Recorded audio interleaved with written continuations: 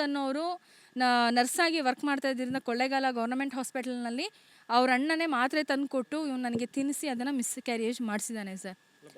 ಬಲವಂತವಾಗೇ ಮಾಡಿಸಿದ್ದು ಸರ್. ಅವ್ನು ನಾನು ಅಬಾರ್ಷನ್ ಮಾಡಿಸ್ಕೊಳ್ಳಲ್ಲ ಅಂತಂದರೆ ಕೈನ ಹಿಂಗೆ ಪ್ರೆಸ್ ಮಾಡಿ ಹಿಂಗೆ ಫೋಲ್ಡ್ ಮಾಡಿ ಹಿಂಗೆ ಲಾಕ್ ಮಾಡಿಕೊಂಡು ಹೊಟ್ಟೆನ ಪ್ರೆಸ್ ಮಾಡ್ತಿದ್ದೆ ಸರ್. ಮನೆಯಲ್ಲೇ ಟ್ಯಾಬ್ಲೆಟ್ಸ್ ತೊಗೊಂಡು ಬಂದು ನಾನು ಒಂದಿನ ಡ್ಯೂಟಿಗೆ ರಜಾ ಹಾಕಿ ನನಗೆ ಅಬಾರ್ಷನ್ ಮಾಡಿಸ್ದೆ ಸರ್. ಅವನು ಎಷ್ಟೇ ಹೇಳಿದ್ರು ಕೇಳಿಲ್ಲ. ಇಲ್ಲ ನಾನು ಮದುವೆ ಆಗಿ ನಿನಗೆ ಲೈಫ್ ಕೊಡ್ತೀನಿ, ಇಲ್ಲಿವರೆಗೂ ಬೇಡ, ನಾವಿಬ್ಬರು ಸಾಮರ್ಥ್ಯವಾಗಿಲ್ಲ, ನಮ್ಮ ಮಗುನ ಸಾಕೊಳ್ಳಿಕ್ಕೆ ನಾವು ಸಮರ್ಥವಾಗಿಲ್ಲ ನಾವು ಅಂತ ಹೇಳ್ಕೊಂಡಿದ್ದಕ್ಕೆ ಅವನು ಆ ಥರ ಮಾಡಿದ್ದಕ್ಕೆ ನಾನು ಒಪ್ಕೊಂಡೆ ಸರ್. ಇಲ್ಲ ನಾನು ನಿಜವಾಗ್ಲೂ ತೆಗೆಸ್ತಾ ಇರಲಿಲ್ಲ. ಮೈಸೂರೇ.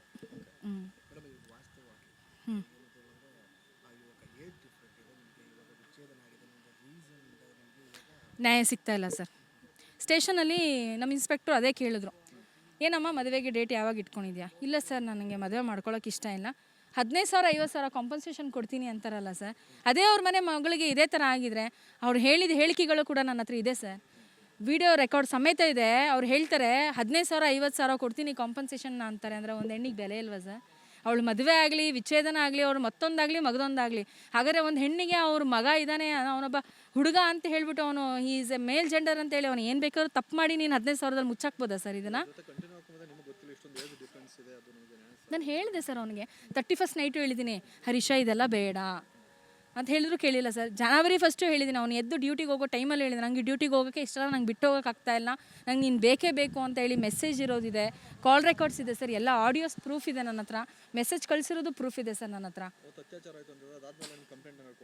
ಅತ್ಯಾಚಾರ ಆದಮೇಲೆ ನಾನು ಕೊಡಲಿಲ್ಲ ಸರ್. ನಾನೇ ಹೇಳಿದೆ, ಅವನ್ನ ಕ್ಷಮಿಸಿದೆ ಸರ್, ಬೇಡ ಆಯಿತು, ಈಗ ಆಗಿದೆ ಆಯಿತು ಹರೀಶ, ಹೋಗ್ಬಿಡು ಹರೀಶ, ಯಾಕೆಂದರೆ ನಾನು ಈ ಲೆವೆಲಿಗೆ ತೊಗೊಳ್ಬಾರ್ದು ಅಂತ ಅಂದ್ಕೊಂಡಿದ್ದೆ ಸರ್. ಬಟ್ ಅವ್ನು ಈ ಲೆವೆಲಿಗೆ ಮರ್ಯಾದೆ ತಗೊಳ್ಳೋಕೆ ಯಾವ ಹೆಣ್ಮಗಳು ಇಷ್ಟಪಡಲ್ಲ ಸರ್. ನನಗೆ ನ್ಯಾಯ ಬೇಕು ಸರ್.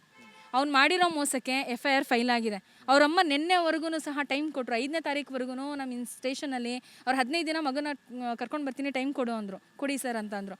20 ದಿನನೇ ತೊಗೊಳಮ್ಮ, 20 ದಿನ ತೊಗೊಂಡು ಮಗಳಿಗೆ ಒಂದು ಹೆಣ್ಮಗುಗೆ ನ್ಯಾಯ ಕೊಡ್ಸಮ್ಮ ಅಂತ ಅಂದರು. 20 ದಿನ ಆದರೂ ಕರ್ಕೊಬರಲಿಲ್ಲ ಸರ್. ಮತ್ತೆ ನಾನು ಹೋದೆ ಸರ್ ಸ್ಟೇಷನ್ಗೆ.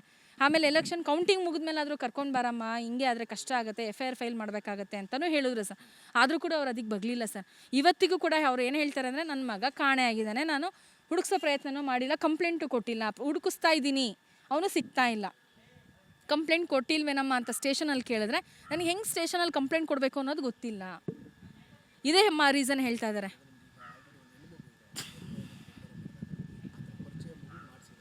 ಸರ್. ಮಗುನೂ ನನ್ನ ಗಂಡನ ಬಳಿನೇ ಇದೆ ಸರ್. ಮಗು ನನ್ನ ಗಂಡ, ನಾನು ಒಬ್ಬಳೇ ಇದ್ದಿದ್ದು ಸರ್ ಮನೆಯಲ್ಲಿ, ನಾನು ಒಬ್ಬಳೇ ಇದ್ದಿದ್ದು, ನನಗೆ ಯಾರೂ ಇಲ್ಲ ಸರ್, ನಾನು ಒಂಟಿಯಾಗೆ ವಾಸವಾಗಿದ್ದು. ನನಗೆ ನ್ಯಾಯ ಬೇಕು ಸರ್. ಅವನಿಂದ ಈ ಮೋಸ ಆಗಿರೋದಕ್ಕೆ ನನಗೆ ನ್ಯಾಯ ಬೇಕು. ಏಜ್ ಅಂತ ತಿಳಿದಿದ್ರು ಸಹ ಸರ್, ನಾನು ಕರ್ಕೊಂಡೋಗಿ ಕನ್ನಡಿ ಮುಂದೆ ನಿಲ್ಲಿಸ್ಕೊಂಡು ಹೇಳ್ತಿದ್ದ, ಪ್ರೀತಿಗೆ ಕಣ್ಣಿಲ್ಲ, ಏಜು ವ್ಯತ್ಯಾಸ ಇಲ್ಲ, ಪ್ರೀತಿಗೆ ಹಾಗೆ ಹೀಗೆ ಅಂತ ಹೇಳಿಬಿಟ್ಟು ನನ್ನ ಮರಳು ಮಾಡಿ ಇವತ್ತು ಅವರಮ್ಮ ಹೇಳಿದ್ರು ಅಂತ ಅಪ್ಸ್ಕ್ಯಾಂಡ್ ಆಗಿದ್ದಾನೆ ಸರ್. ಅವರೇ ಮುಚ್ಚಿಟ್ಟಿದ್ದಾರೆ ಸರ್. ಆ್ಯಕ್ಚುಲಿ ನನ್ನ ಒಂದು ದೂರ ಏನು ಅಂದರೆ, ಮಗನ ಮುಚ್ಚಿಟ್ಟಿರೋದೆ ತಾಯಿ, ಆತನ ಸ್ನೇಹಿತ, ತಾಯಿ ಬಂದು ರಾಜಮ್ಮ, ಆತನ ಸ್ನೇಹಿತ ಬಂದು ಸಂಜಯ್, ವಿನಯ್, ಆತನ ಅಣ್ಣ ದೊಡ್ಡಮ್ಮನ ಮಗ ಬಂದು ವಿನಯ್.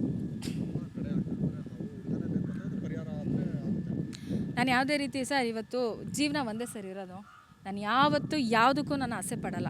ಇವತ್ತು ನಾನು ದುಡಿಯೋಷ್ಟು ಕೆಪಾಸಿಟಿ ನನಗಿದೆ, ನಾನು ಹುಡ್ಕೊಂಡು ತಿನ್ನೋಷ್ಟು ಕೆಪಾಸಿಟಿ ಇದೆ ಸರ್. ನಾನು ಯಾರ ತಂಟೆಗೂ ಓದೋಳಲ್ಲ. ಅಬಾರ್ಷನ್ ಆಗಿ ನನಗೆ ಡಿವೋರ್ಸ್ ಆಗಿ ನನಗೆ 8 ವರ್ಷ ಆಗಿದ್ರು ಸಹ ನಾನು ಯಾವುದೇ ರೀತಿ ಮದುವೆ ಆಗಬೇಕು ಅನ್ನೋ ಒಂದು ಇಚ್ಛೆಲೂ ಸಹ ನಾನು ಇರಲಿಲ್ಲ ಸರ್. ಆತನೇ ಬಂದ, ಆತನೇ ಇಷ್ಟಪಡ್ತೀನಿ ಅಂದ, ಮದುವೆ ಆಗ್ತೀನಿ ಅಂದ, ಎಲ್ಲ ಆಮಿಷಗಳನ್ನ ಒಡ್ದ. ಲೈಫ್ ಸಿಗುತ್ತೆ ಅಂದರೆ ಯಾವ ಅಬಲೇ ಒಪ್ಕೊಳ್ಳಲ್ಲ ಹೇಳಿ ಸರ್. ಎಲ್ಲೋ ಒಂದು ಕಡೆ ನನಗೂ ಆಸೆ ಹುಡ್ತೋ, ಬಿಡು ಅವ್ನು ಲೈಫ್ ಕೊಡ್ತಾನಂತೆ ಅನ್ನೋ ಒಂದು ಆಸೆ. ಇಷ್ಟು ದಿನ ನಾನು ಒಂಟಿಯಾಗಿದ್ದು ನೊಂದು ಬೆಂದು, ನೀವು ಮನೆಯೆಲ್ಲ ಸಾಗಿಸ್ತೀರಾ ಸರ್, ಎಷ್ಟು ಕಷ್ಟ ಇದೆ ಸರ್. ಡ್ಯೂಟಿ ಮಾಡಿಕೊಂಡು ಮನೆಗೆ ಬಂದು ಅಡುಗೆ ಮಾಡಿಕೊಂಡು ಥಿಂಗ್ಸ್ಗಳನ್ನ ತಂದು, ಒಂದು ಹಾಲಿಂದ ಹಿಡಿದು ಕೊತ್ತಂಬರಿಯಿಂದ ಹಿಡಿದು ಎಲ್ಲನೂ ಮಾಡಬೇಕಲ್ಲ. ಬಿಡು, ಒಬ್ಬ ವ್ಯಕ್ತಿ ಬಂದು ನಂಗೆ ಲೈಫ್ ಕೊಡ್ತಾನೆ ಅಂತ ಅಂದಾಗ ನನಗೆಲ್ಲೋ ಒಂದು ಕಡೆ ನನಗೂ ಆಸೆ ಆಯಿತು ಸರ್. ಅವ್ನು ಕೊಡ್ತೀನಿ, ಲೈಫ್ ಕೊಡ್ತೀನಿ ನಿನ್ನ ಮಾತನ್ನ ನಾನು ನಿಜವಾಗ್ಲೂ ನಂಬಿದ್ದೀನಿ ಸರ್. ಅವನು ದುಡ್ಡಿಗೋಸ್ಕರ ನಂಬಲಿಲ್ಲ ಸರ್. ಇವತ್ತಿಗೂ ನಾನು ಟ್ರಾನ್ಸಾಕ್ಷನ್ ತೋರಿಸ್ತೀನಿ, ಅವನೇ ನನಗೆ, ನಾನು ಅವನಿಗೆ ಕೊಟ್ಟಿದ್ದೀನಿ ಬಿಟ್ಟರೆ ಅವ್ನು ನನಗೆ ಇವತ್ತುವರೆಗೂ ಏನೂ ಕೊಟ್ಟಿಲ್ಲ ಸರ್. ಇವತ್ತುವರೆಗೂ ಅವ್ನು ನನಗೇನೂ ಕೊಟ್ಟಿಲ್ಲ ಸರ್.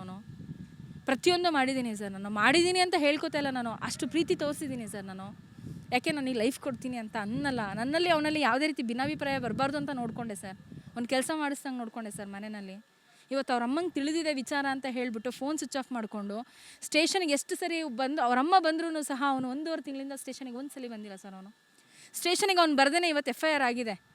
ಅವ್ನು ಸ್ಟೇಷನ್ಗೆ ಬಂದಿಲ್ಲ ಸರ್, ಆದರೂ ಕೂಡ FIR ಆಗಿದೆ. FIR 5ನೇ ತಾರೀಕು ಆಯಿತು, ಇನ್ನೂ ವಿಚಾರಣೆ ನಡೀತಿದೆ. ಮೆಡಿಕಲ್ ಟೆಸ್ಟೆಲ್ಲ ಆಯಿತು ಸರ್ ನಂದು. I am still waiting for him. ನಾನು ಅವನಿಗೆ ಕಾಯ್ತಾ ಇದ್ದೀನಿ. ಬರ್ಬೋದು, ನಂಗೆ ನ್ಯಾಯ ಸಿಗ್ಬೋದು ಅಂತ ಕಾಯ್ತಾ ಇದ್ದೀನಿ. FIR ಫೈಲ್ ಆಗಿದೆ. ಅವ್ನು ಇವಾಗಲೂ ಬಂದು ನಂಗೆ ನ್ಯಾಯ ಒದಗಿಸ್ಕೊಡ್ಲಿಲ್ಲ ಅಂತಂದರೆ ನನಗೆ ನ್ಯಾಯಾಲಯದ ಮುಖಾಂತರನೇ ಅವ್ನಿಗೆ ಯಾವ ಶಿಕ್ಷೆ ಕೊಟ್ಟರು ನನಗದು 376 ಹಾಕಿದ್ದೀನಿ. 376 420 ಹಾಕಿದ್ದೀನಿ ನಾನು. ಅವನಿಗದು ಶಿಕ್ಷೆ ಆಗಲೇಬೇಕು ಸರ್.